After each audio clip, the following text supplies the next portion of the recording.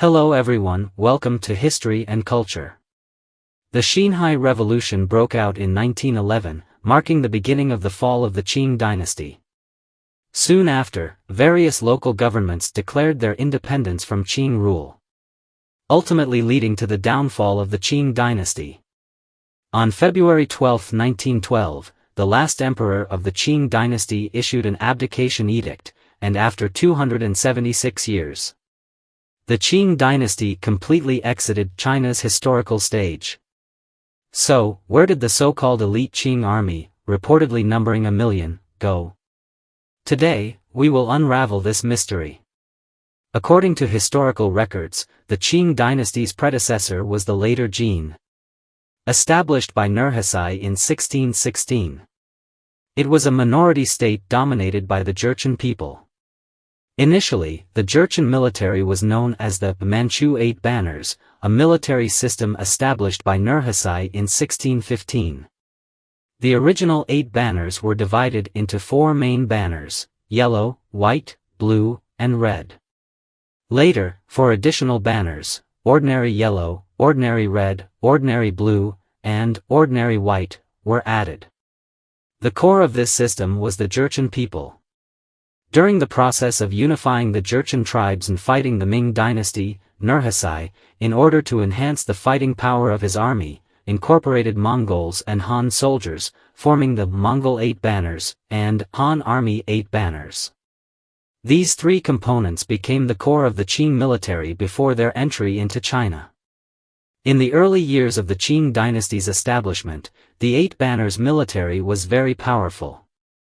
One of its most famous victories was the Battle of Salhu in 1619, where Nurhaci, leading an army of only 60,000 soldiers, defeated a 140,000-strong Ming army. This victory greatly shifted the course of the war between the Jurchens and the Ming, transforming the Qing military strategy from defense to offense. In 1644, after the Qing army entered China and the peasant army of Li Zicheng captured Beijing, the Ming dynasty fell. The Qing army, in alliance with Wu Sangui, expelled Li Zicheng from Beijing, stabilizing the Qing regime. After the Qing dynasty took control of Beijing, it quickly absorbed many defected Ming forces and reorganized them into the Green Standard Army. After reforming these troops, they became quite powerful. Using the 8 Banners and Green Standard Army, the Qing dynasty continued to expand its territory, defeating the Daxin and southern Ming forces, eventually unifying the entire country. After Emperor Kangxi ascended to the throne, the Qing army successfully suppressed the forces of Galdan and the 3 feudal lords' rebellion, essentially completing the unification of China. By this time, the Qing Empire had become a powerful empire with its borders fixed. During the reign of Emperor Qianlong, the Qing Empire reached its maximum territorial extent. Qianlong stabilized the regime by suppressing small-scale rebellions and external invasions. The strength of the Qing military was crucial in maintaining these achievements. This period is known as the Kangqian prosperity. However, as with all prosperous eras, decline eventually followed. The Qing dynasty had firmly established its rule over China. But the court officials and nobles became increasingly indulgent and extravagant. The military and government became gradually corrupt in this comfortable and luxurious environment. Like a frog in boiling water, slowly losing their former vitality. By the late Qianlong period, Qing nobles were immersed in entertainment, walking dogs, watching operas, smoking opium, visiting brothels, enjoying the apparent peace and stability. Meanwhile, on the other side of the world, Western nations were experiencing the Industrial Revolution driven by science and technology. At the same time, domestic peasant uprisings began to occur more frequently. As time passed, the Qing dynasty's rule began to decline.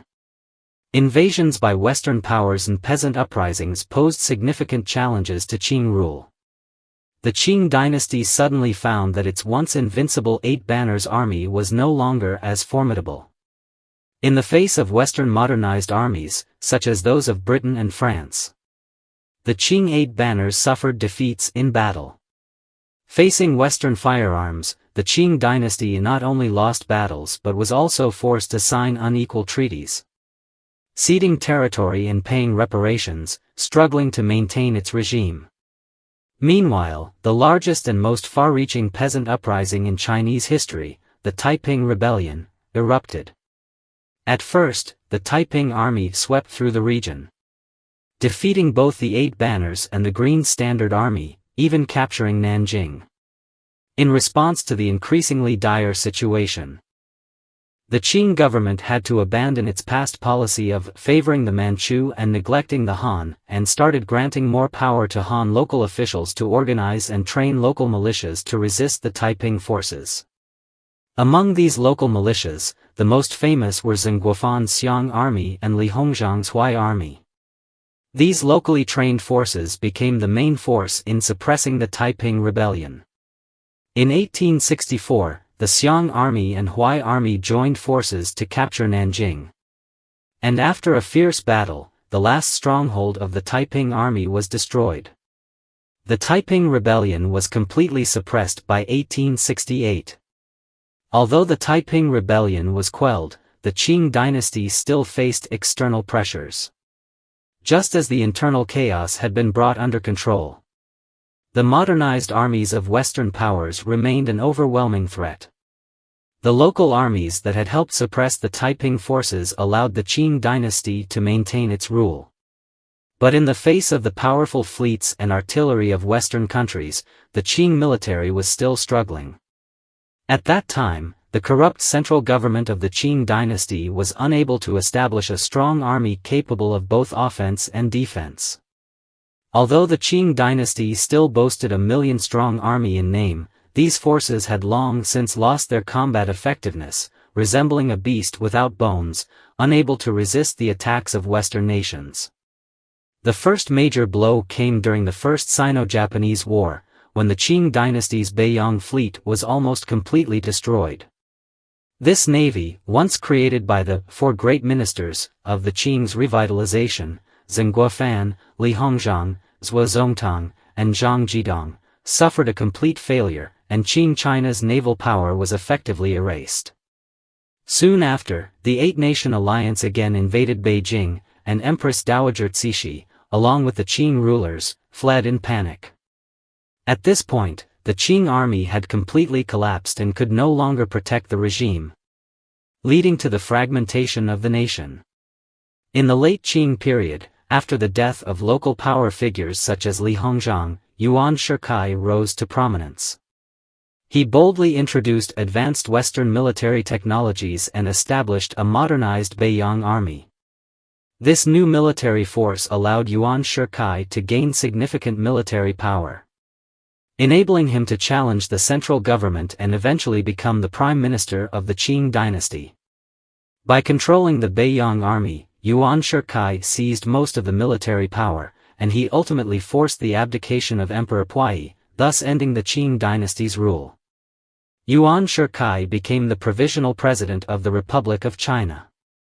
However, he quickly moved to restore the monarchy, attempting to revive the ancient imperial system. This decision sparked strong opposition from revolutionaries across the country and from within the Beiyang clique. Even prominent Beiyang figures such as Duan Qirui and Feng Guozhang stood against Yuan's imperial ambitions. Ultimately, under national pressure, Yuan Shikai had no choice but to abandon the monarchy and restore the republic. However, the Beiyang army that Yuan Shikai controlled had already become a regional power, a warlord faction. After Yuan Shikai's death on June 6, 1916, the Beiyang army, built with Qing dynasty silver, was divided among various warlords, leading to the fragmentation of China into several warlord factions. China once again entered an era of armed division. According to historians, the Qing dynasty was one of the few unified Chinese dynasties founded by a minority ethnic group. It made significant contributions to unifying the multi-ethnic nation. However, over time, the Qing dynasty gradually fell into a state of corruption. This corruption was not only evident in political incompetence but also in the military, where it manifested as backwardness and chaos. Although the rise of the Beiyang army once brought hope to the Qing dynasty, the changes behind this development hid Yuan Shikai's personal ambitions, as well as the Qing court's neglect of military development and its waste of resources. Despite attempts at military reform, these efforts did not fundamentally change the situation. Ultimately, the Qing dynasty failed to adapt to the changes of the times. The rigidity of its political system, the decay of its military, and the underestimation of external threats made it incredibly vulnerable when the Xinhai Revolution broke out. The fall of the Qing dynasty not only marked the end of an era but also signaled the closure of China's feudal society. This is the History and Culture channel. Liking and subscribing are the greatest help and support to us. Thank you everyone and see you in the next time.